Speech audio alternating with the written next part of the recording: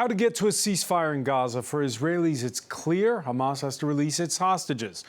For the Palestinian militant groups, Israel has to let in fuel and basic necessities. It's up to the belligerents in a war where an estimated 1/3 of the buildings in the north of the Strip have either been destroyed or damaged. That number is even higher in Gaza City itself. All the international community can do now is answer the United Nations call to raise funds and prepare vital necessities. We'll ask about the Humanitarian conference hosted by France this Thursday and whether more can be done to spare civilian life.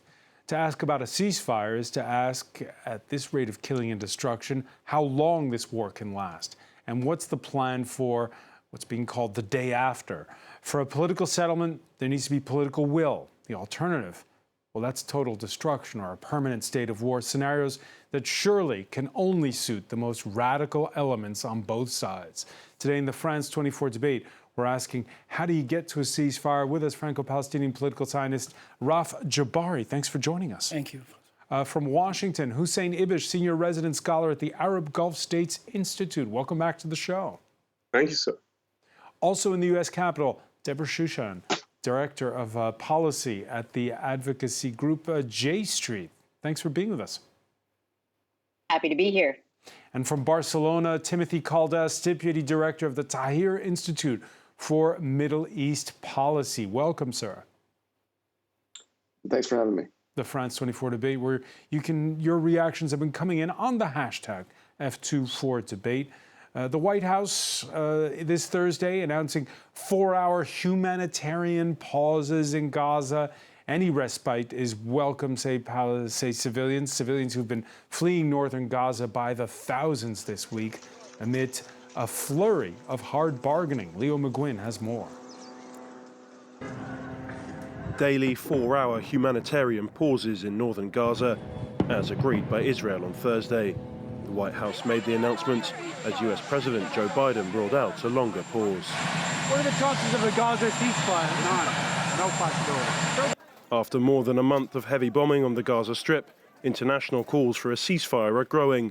Several unnamed sources claim Qatar has been mediating negotiations between Israel and Hamas, and that the talks involve the release of around a dozen hostages held in Gaza, including Americans, in return for a ceasefire.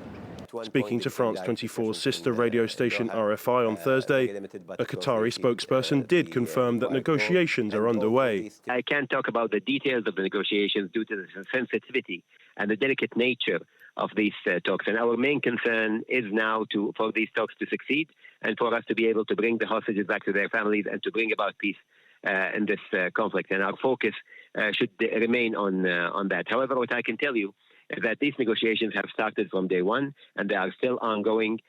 But publicly, Israel has repeatedly rejected a ceasefire unless Hamas released all of its nearly 240 hostages. On Wednesday, Israeli Prime Minister Benjamin Netanyahu reaffirmed this condition. I'd like to put to rest all kinds of false rumours we're hearing from all kinds of directions and reiterate one clear thing. There will be no ceasefire without the release of our hostages. All the rest is false. Hamas, meanwhile, is publicly demanding the release of its fighters held in Israel. And we're getting news of a hostage video that's been released by Islamic Jihad.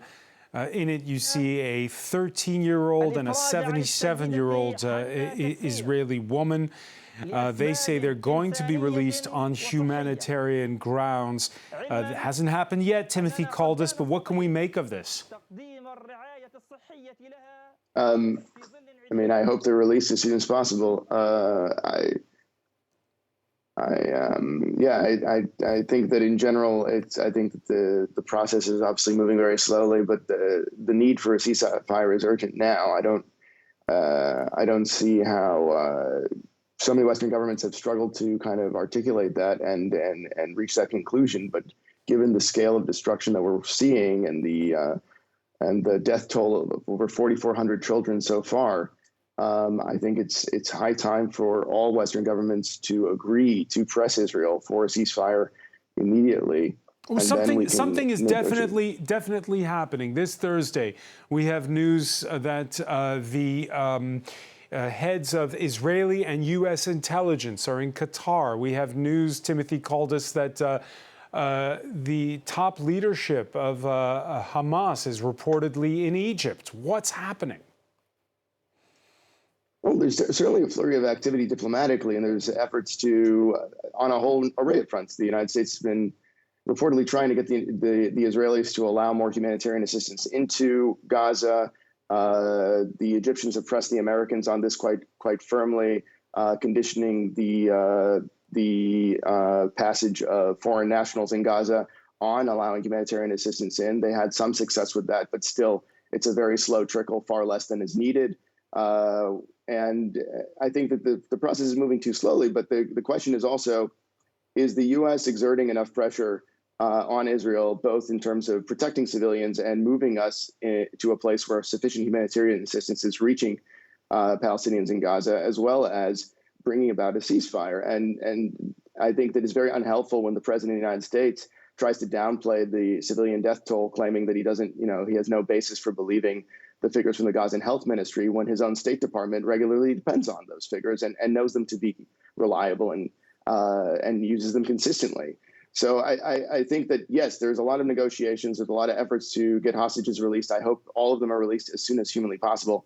But I also hope that we achieve a ceasefire as soon as humanly possible. I think both things need to be priorities and articulated as priorities. And currently, only one is being articulated as a priority from Washington. All right, let's talk about the messaging from Washington. Last week, when the U.S. Secretary of State toured the region, he said that they talked about private conversations and things happening in private with Israel. It's not so private anymore.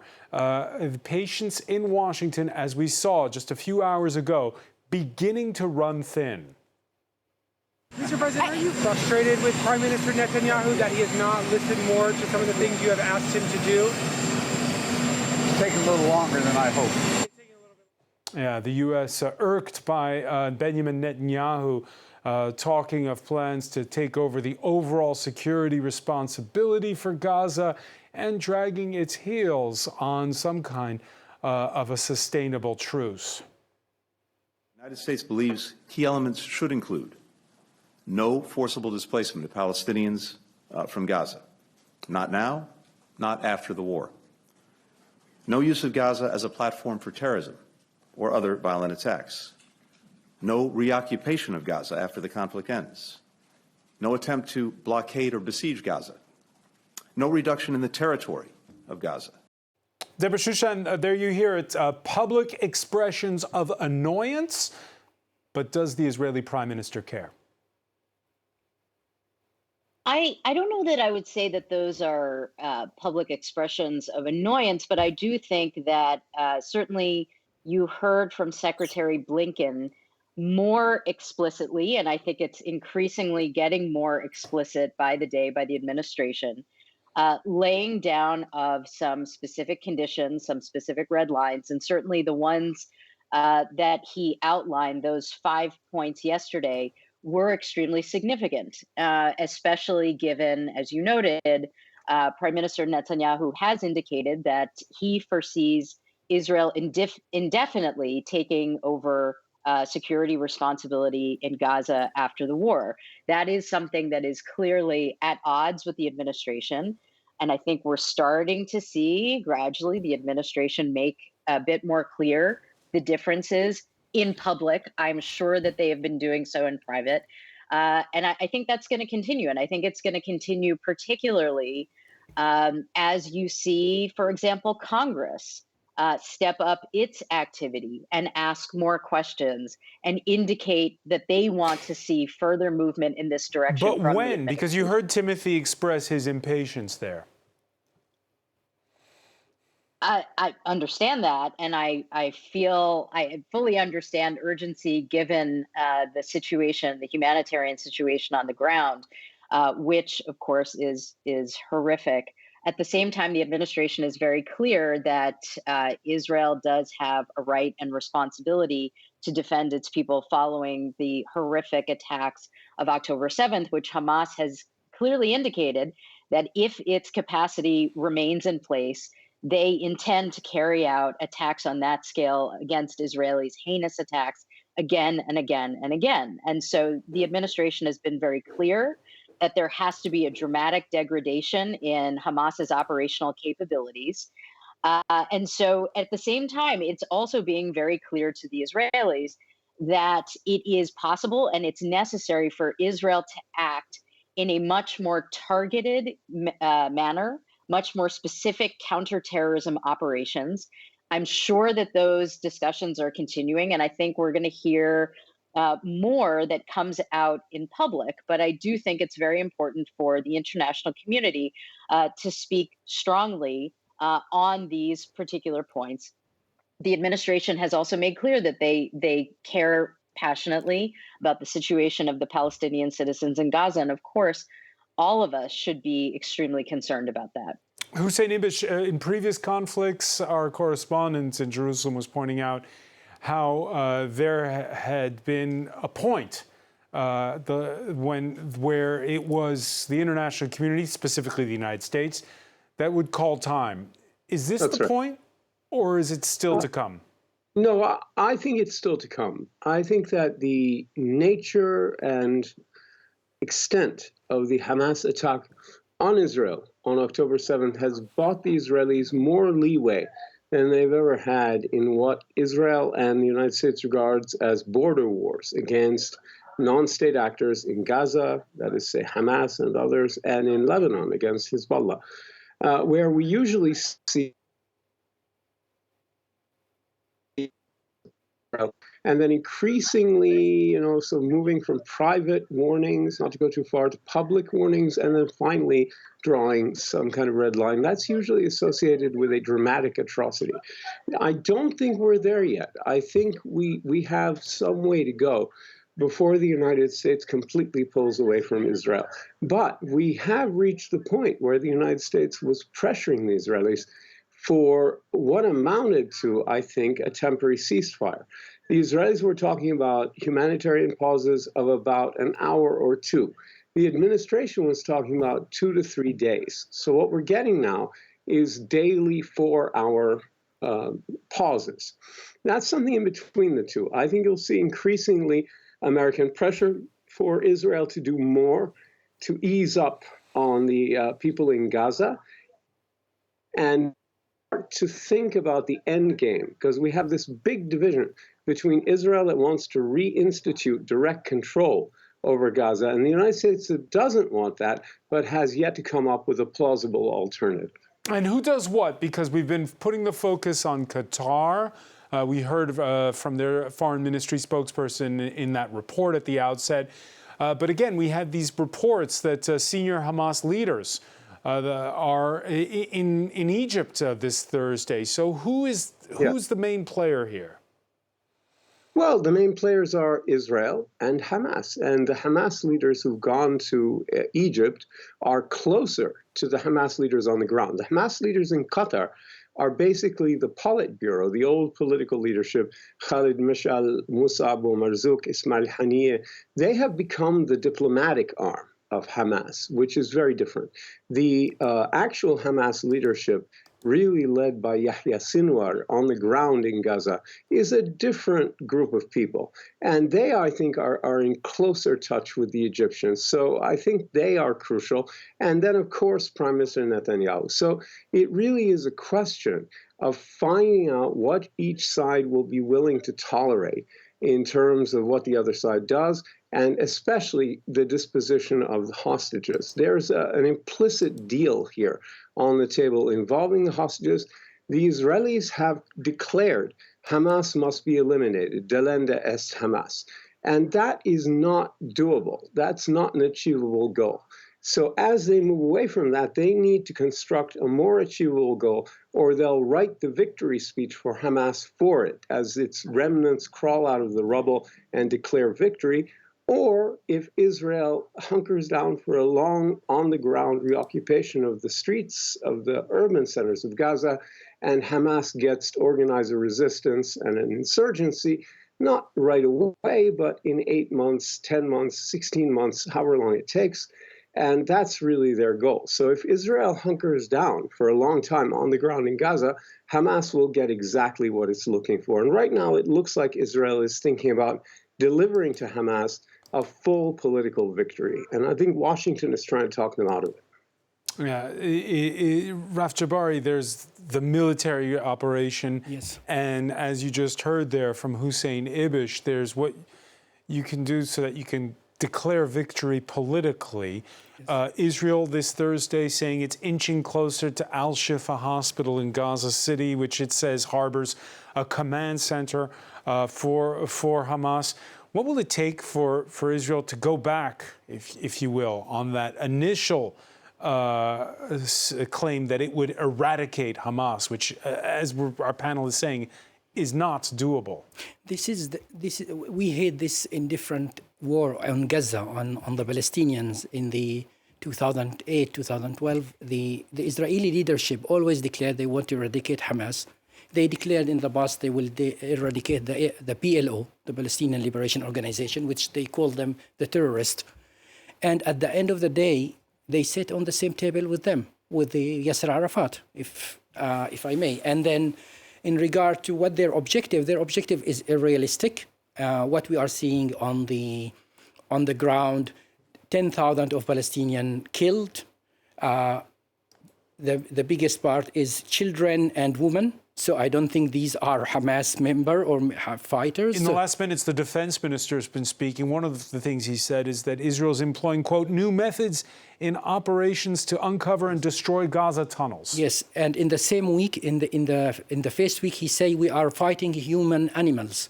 We're speaking about of Gallant. So I know all his declaration. I'm following Smetrich's declaration of going back to Gush Katif. I guess what I'm asking is, to get to this humanitarian ceasefire, is it going to have to take some kind of a win for Israel? There is no win in this. In war, there is no winner. There is only lose. All sides will lose a lot. So there is no win. There is only a solution, and the solution is a ceasefire. Now, we have to put in context the 7 October, its ongoing occupation of Palestinians who's living under occupation for a long time. They are suffering since 75 years with deposition. They are stateless. They are fighting in all sides, and all the international community was willing to say we are for two-state solution. And when the PLO came back to this idea and they supported the two-state solution, and the Palestinian as well, and I was one of them to support this approach of two-state solution, we face all action of the Israeli government to weaken the PLO leadership, to do action on the settlement in the West Bank and in East Jerusalem.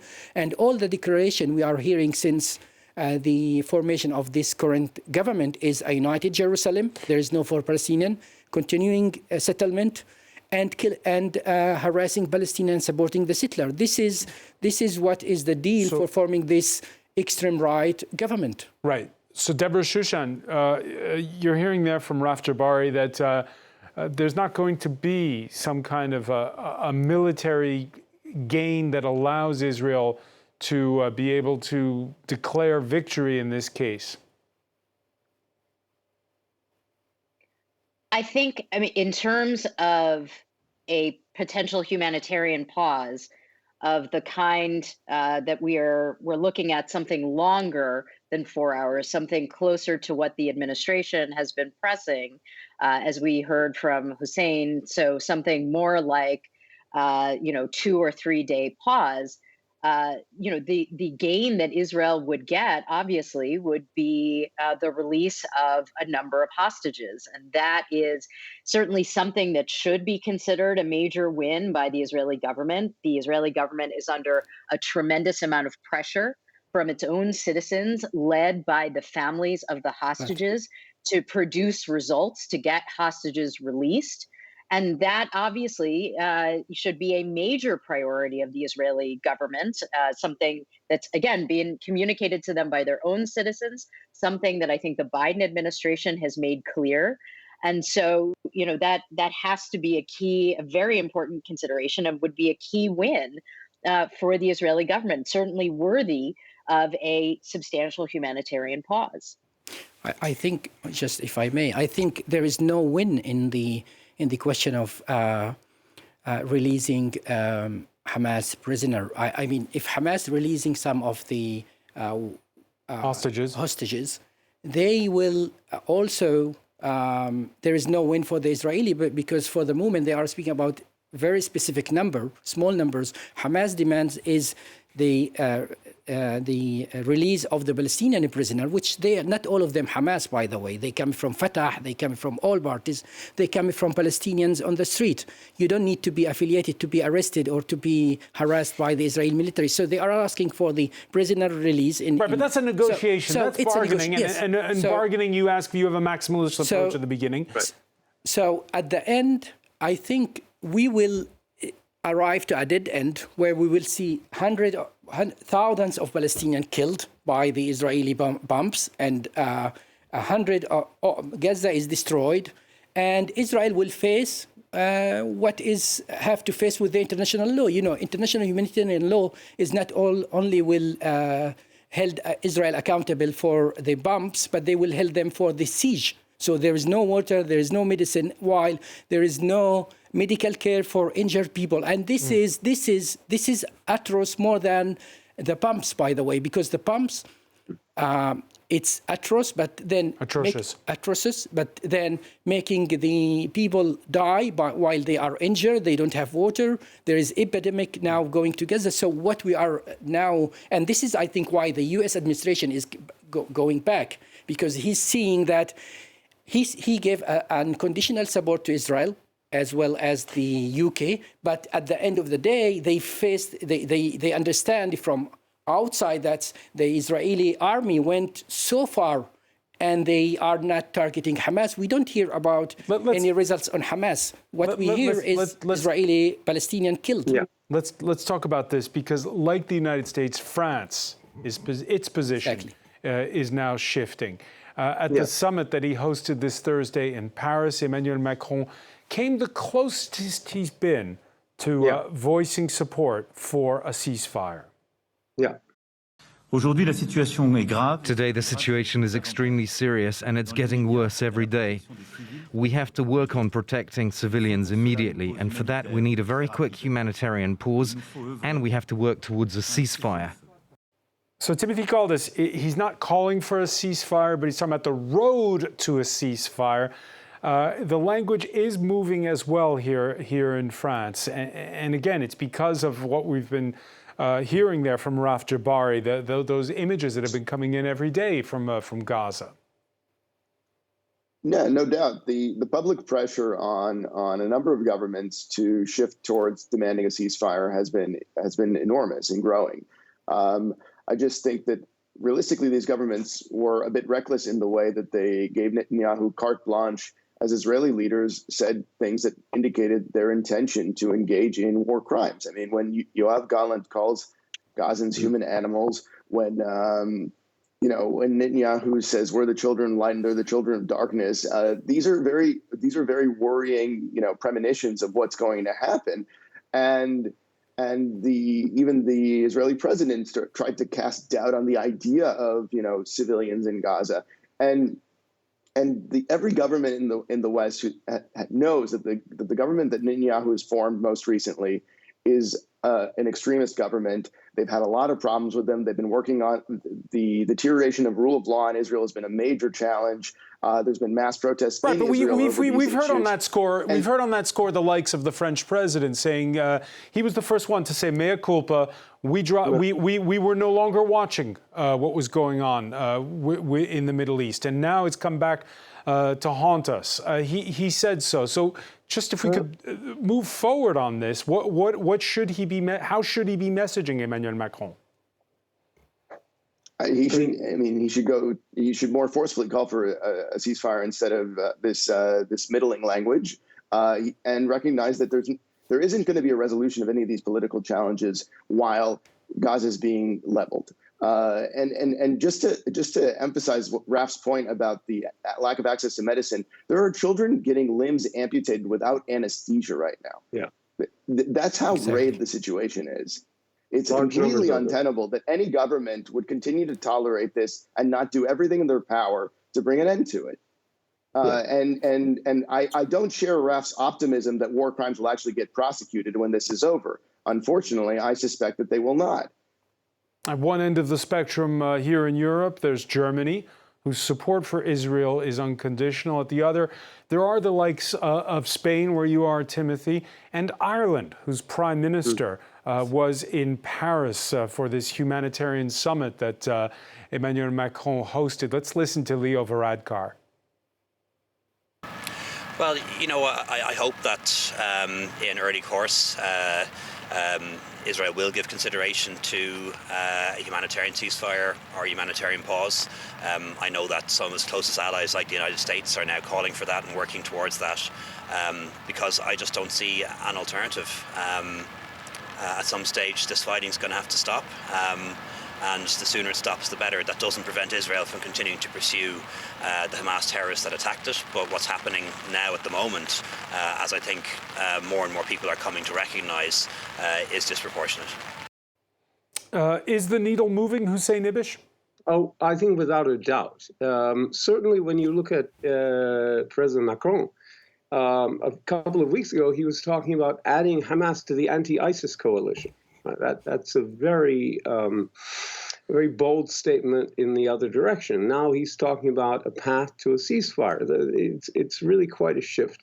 The American position, too, I think, focused initially on trying to ensure the war didn't spread, particularly that it didn't spread to involve Hezbollah. And they tried to do that with saber rattling through a big naval buildup off the coast of Lebanon in the Eastern Mediterranean, and also through this bear hug with Israel that allows the U.S. to be the one who kind of convinced the Israelis not to go in initially. They talked about hostage releases, then they talked about the need to build up American defenses and its forces, and protecting its forces in Syria and Iraq from rocket attacks, etc. Finally, the Israelis went in, but increasingly we're seeing the United States, while it hasn't put any red lines or openly demanded a ceasefire, it talked about a humanitarian pause in a way where it really was another kind of a way of packaging a ceasefire. Now, Netanyahu has agreed to short pauses that don't amount to a ceasefire, but I think you're seeing Washington moving, Europeans moving, even the most pro-Israel Europeans, including the Germans, are moving. Yes, the needle is moving because I think Western leaders are realizing that Israel is going in a direction which is really self-defeating here.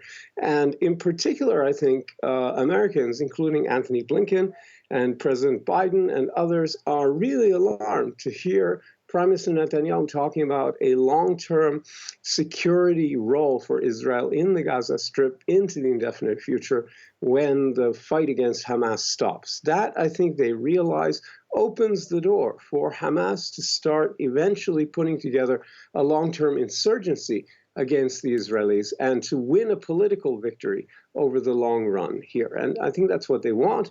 And I think the Americans are also trying to convince the Israelis not to give Hamas the political victory they're looking for. Deborah Shushan, let's say you're the Prime Minister of Israel and you know that the day the fighting stops, you're in front of a parliamentary inquiry over security lapses. You have to deal with a lot of other things that have gone wrong. Wouldn't you want to make the war last and last and last? I think that is a great question, and it's a very legitimate concern. I think Prime Minister Netanyahu knows, as you've just indicated, that his days are numbered. Or not. You know, he's in. I think they are. I think they are sooner or later. The man has. It's hard to say. I mean, you know, obviously, in some sense, you don't want to bet against Netanyahu because he's had more political lives than anyone. But at the same time, I think, you know, he was already obviously under severe pressure before October 7th. There are Israelis who I think increasingly, even if it's still a minority, there are some who are saying, you know, that his departure cannot wait for the end of the war. But certainly when the end of the war comes, he has indicated that there will be judgment for himself and others. And so I think that is a very legitimate concern. that Netanyahu does, in some sense, have an interest of putting as much time as possible between now and what we might refer to as the day after. Right. And that's, I mean, that's certainly a legitimate concern. Yes, but he's planning to stay in Gaza indefinitely, so there is no day after. And his approach is Israel. Despite the pressure Hussein Ibish was talking about, the growing pressure? The Israeli government, they want, for the moment, even the pressure is not, the political narrative by the US and the other state actors, it's still they are saying that Israel have the right to defend, which is, I don't understand, they are an occupying power.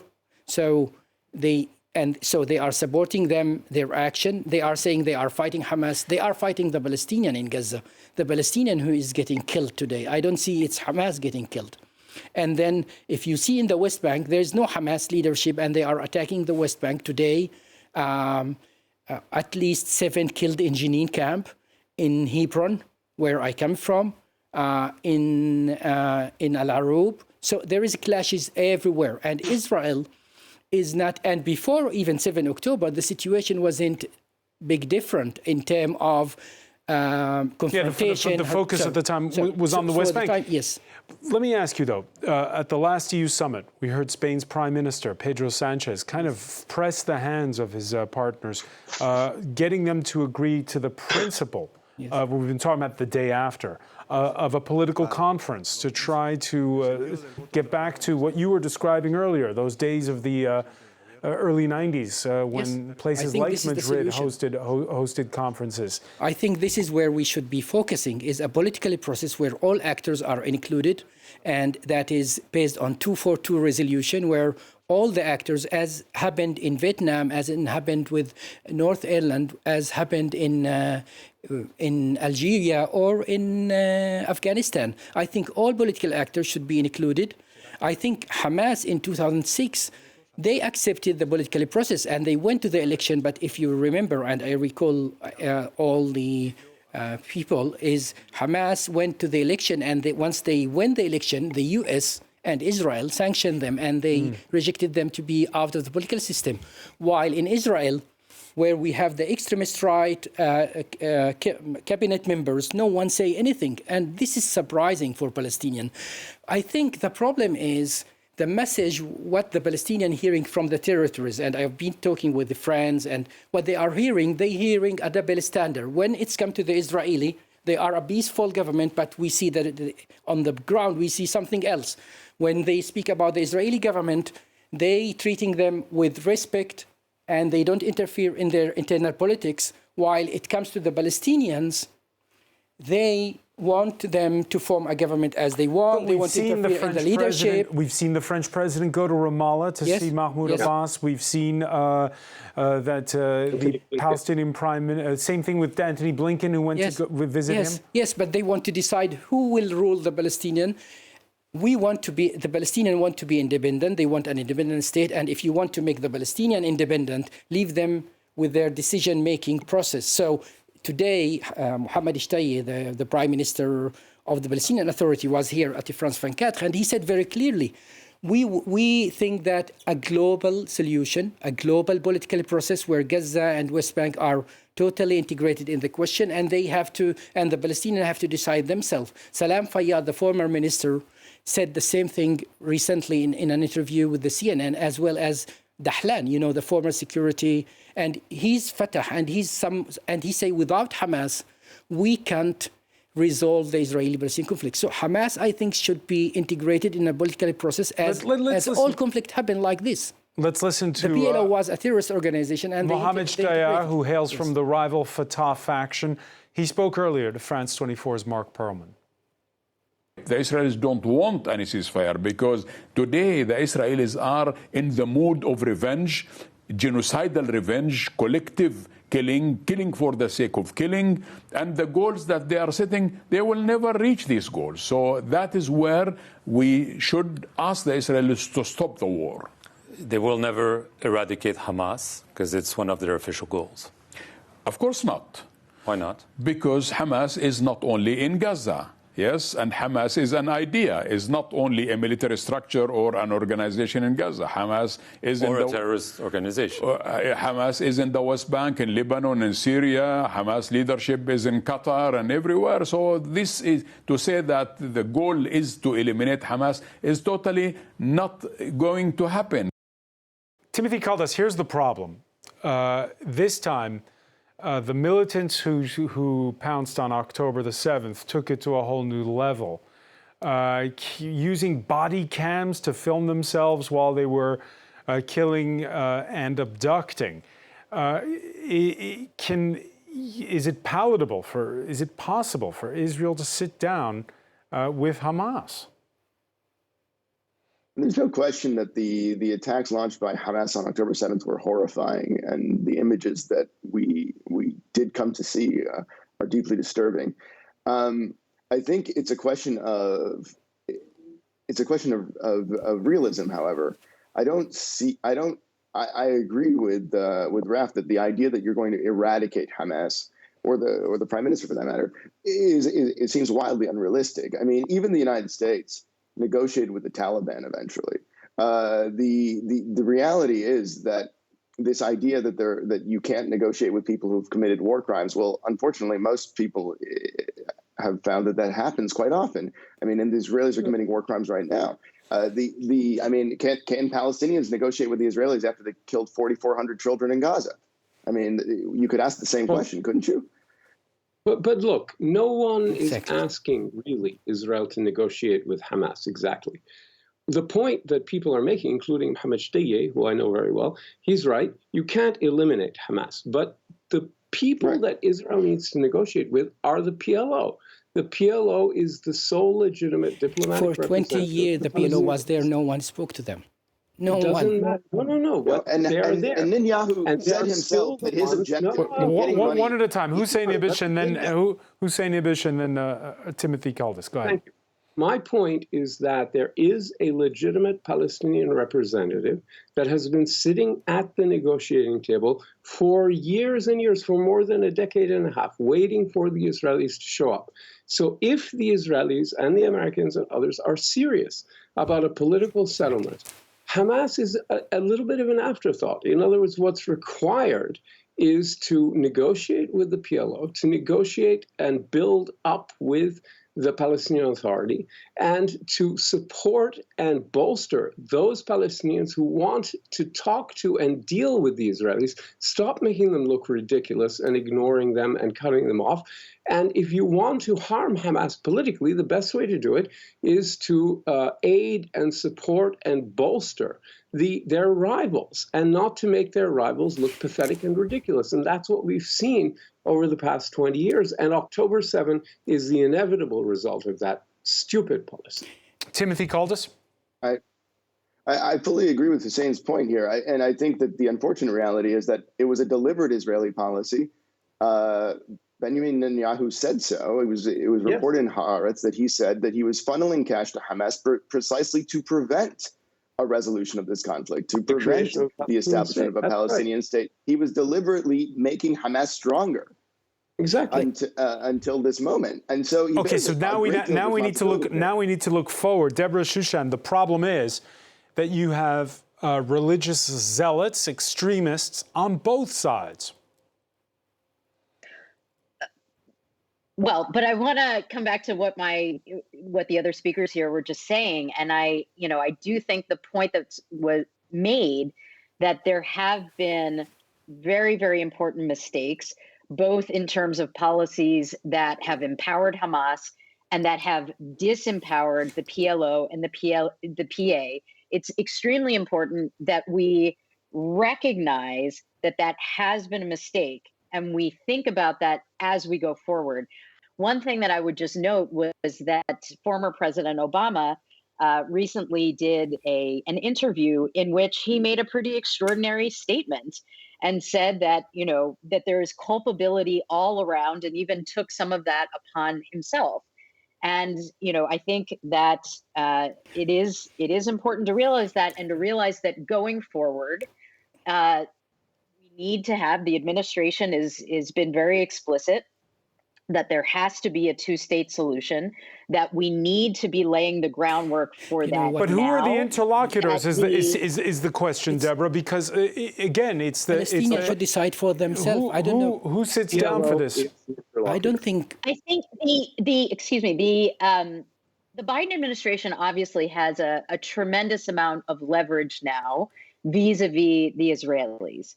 It is certainly true that the Israeli government under Netanyahu, that is in power, the most right-wing Israeli government in its history, has been clear that they are not interested in a two-state solution. And in fact, that has a lot to do with why they deliberately weakened the PA and strengthened Hamas. And it's crucial that the Biden administration, and I think we are seeing this from the Biden administration, be very clear that now that needs to change. And the process of normalization between the Arab world and Israel, in which the Biden administration had highly invested itself before October 7th, should move forward with the Israeli-Palestinian issue at the center. And that's crucial. And I think as we look forward to God willing, the day after all of this, it's going to be crucial that the Israelis understand that, as was the case with the Arab Peace Initiative that was first introduced in 2002, that Israel will have peace with the entire Arab world on the table if they facilitate and agree to a two-state solution. And so, in addition to what we've already talked about, the role of the Arab world is going to be crucial. That's not here, what this government wants, though, in Israel. Saudi Arabia. I think just something I want just to comment on what she's saying. I think the Israeli governments, are all the Israeli governments, they say we are okay for the two-state solution, but on the ground, the settlement expansion, they went in Madrid, they were 1,000. Right, but Deborah just said that it has to be a government that says yes. No, yes, she's agreeing with you on that. Some of them, they say yes, but the problem is which state, then they go, and you know what? The whole Oslo process was about that. They say there is two-state solution, but then when it's come to reality, they say no, Jerusalem is the capital of Israel, the United Capital. The settlement should continue in Israel. The checkpoint, Gaza continue to be sieged. So what two states? We should be very clear, and the Israeli government, they should accept the 242. Except that Oslo never involved, ever, not even once, the Israeli government recognizing the Palestinian right to a state. The PLO recognized Israel. Israel, in turn, recognized the PLO as a legitimate interlocutor. That's it. That's as far as Israel has ever gone. So you've got to start the next round. If there is a next round, it has to be predicated that on the idea that a Palestinian state, fully sovereign, fully independent, must be the result of the process. And then, like with Dayton in the former Yugoslavia, you negotiate backward to achieve that And just goal. to be complete, I disagree. It's 242 resolution that's we negotiated. Just to be complete, Saudi Arabia will be this weekend hosting not one but two summits, emergency meetings of the Arab League and the Organization of Islamic Cooperation. We're out of time, Timothy called us, but could the breakthrough come there? Unfortunately, no. The Arab League has not really proven itself to be a very effective diplomatic actor. They play at best a very small supporting role. But you're going to have Iran and Saudi Arabia at the same table with the OIC. No. Yes, and sorry, go ahead. No, you go ahead. No, I was just going to say, no, there's nothing. The day after we're talking about, not in the middle of this killing spree in Gaza. Okay, we're getting ahead of ourselves. That'll call time on us for now. Hussein Ibish, I want to thank you for joining us from Washington. I want to thank Deborah Shushan. Timothy called us in Barcelona. Raf Jabari, thank you for being with us here in the France 24 debate.